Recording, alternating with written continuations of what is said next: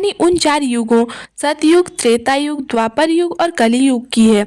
एक बार यह चारों युग आपस में चर्चा कर रहे थे कि कौन सबसे श्रेष्ठ है। प्रत्येक युग को लगता था कि वही सबसे महत्वपूर्ण और श्रेष्ठ है और इसी बात पर उनमें बहस शुरू हो गई। सतयुग ने सबसे पहले अपने गुणों का बखान करते हुए कहा, मैं सबसे श्रेष्ठ हूँ क्योंकि मेरे समय में धरती पर सत्य, धर्म और शांति का साम्राज्य था। लोगों के मन में और जीवन में पवित्रता थी। हर व्यक्ति सत्य के मार्ग पर चलता था। मेरी अवधि में ईश्वर का साक्षात्कार सरल था क्योंकि लोगों में दोष या अधर्म नहीं थे, इसीलिए मुझे ही श्रेष्ठ मानना चाहिए। त्रेता युग ने इस पर आपत्ति जताई और कहा, सतयुग, तुम्हारा समय अद्भुत था, लेकिन मेरे युग में भी महान घटनाएं घटी हैं। मेरे समय में भगवान राम का अवतार हुआ, जिन्होंने आदर्श, राजधर्म और मर्यादा की स्थापना की। मेरे समय में लोगों ने कठिन तपस्या और नियमों का पालन किया और ईश्वर ने अपनी उपस्थिति से धरती का उद्धार किया। अतः मैं भी श्रेष्ठ हूँ। द्वापर ने अपनी बात रखते हुए कहा, मेरे समय में भगवान श्री कृष्ण का अवतार हुआ। उन्होंने कुरुक्षेत्र में धर्म की स्थापना की और गीता का उपदेश दिया। मेरे युग में महाभारत जैसी ऐतिहासिक घटनाएं हुई, जो न केवल धर्म की रक्षा के लिए थी, बल्कि उसने जीवन के गहरे रहस्यों को समझाने का कार्य किया। इसीलिए मुझे भी श्रेष्ठ माना जाना चाहिए। कलियुग ने अपनी बात रखते हुए कहा, मैं सबसे छोटा हूँ, परंतु इसका अर्थ यह नहीं कि मेरा महत्व कम है।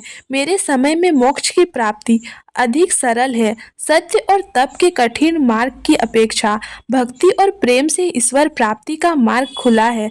मुझे अपने दोषों का भी ज्ञान है, लेकिन मेरे युग में ईश्वर को स्मरण कर सच्चा मार्ग प्राप्त करना सरल हो गया है। मुझे निम्न समझाने के बजाय मेरे सरल मोक्ष के मार्ग को सम्मान मिलना चाहिए। इस प्रकार चारों युगों ने अपनी अपनी दलीलें प्रस्तुत की, लेकिन कोई अंतिम निर्णय नहीं हो सका। तब एक ज्ञानी ऋषि ने उन्हें समझाया कि प्रत्येक युग अपने आप में विशेष है और सभी युग अपने अपने ढंग से मानवता को आगे बढ़ाते हैं। सत्य, धर्म, ज्ञान और भक्ति का महत्व सभी युगों में है और इस प्रकार वे सब समान रूप से मूल्यवान हैं। जब चारों युग सतयुग, त्रेता युग, द्वापर युग और कली युग में श्रेष्ठता को लेकर विवाद हुआ, तब हर युग ने अपने गुणों के आधार पर श्रेष्ठता का दावा किया। कलियुग को अन्य युगों के सामने अक्सर हीन माना जाता था क्योंकि उसमें अधर्म, पाप, लोभ और भोग बढ़ जाते हैं। कलियुग को ही इस संसार में सभी दोषों का कारण माना जाने लगा और उसे अपने भाइयों सतयुग, त्रेता युग और द्वापर युग द्वारा हीन दृष्टि से देखा गया। इस कारण कलियुग को यह महसूस हुआ कि उसे सही न्याय नहीं मिल रहा है और अन्य युगों की तुलना में उसे कमतर समझा जा रहा है। कलियुग ने भगवान महाकाल से न्याय की याचना की। उसने कहा, हे भगवान, मुझे अधर्म और पाप का प्रतीक मानकर अन्य युग मुझे हीन समझते हैं। यह सत्य है कि मेरे समय में लोग भौतिक सुखों में लिप्त हो जाते हैं, लेकिन मेरे युग में भी एक विशेषता है कि इस समय में भक्ति भाव से ईश्वर की प्राप्ति सहज हो जाती है। भक्ति और नाम स्मरण के माध्यम से लोग मुक्ति पा सकते हैं। मेरे युग में भी मानवता के उद्धार का मार्ग है। भगवान महाकाल ने कलियुग की बात सुनी और उसे समझाया कि प्रत्येक युग की अपनी विशेषता और आवश्यकता होती है। उन्होंने कहा, कलियुग, तुम्हें स्वयं को दोषी या हीन समझने की आवश्यकता नहीं है। तुम्हारा युग भी महत्वपूर्ण है क्योंकि इसी युग में भक्ति भाव से लोग मोक्ष प्राप्त कर सकते हैं। कठिन तपस्या, यज्ञ या महान कर्मों की आवश्यकता नहीं है।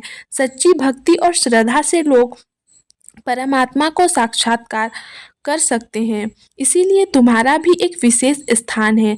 महाकाल ने कलियुग को आश्वासन दिया कि उसके गुणों को भी उचित सम्मान मिलेगा और यह कि सभी युग अपने समय के अनुसार संसार में आवश्यकता संतुलन बनाते हैं। इस तरह कलियुग को न्याय मिला और उसने अपने अस्तित्व का वास्तविक महत्व समझा।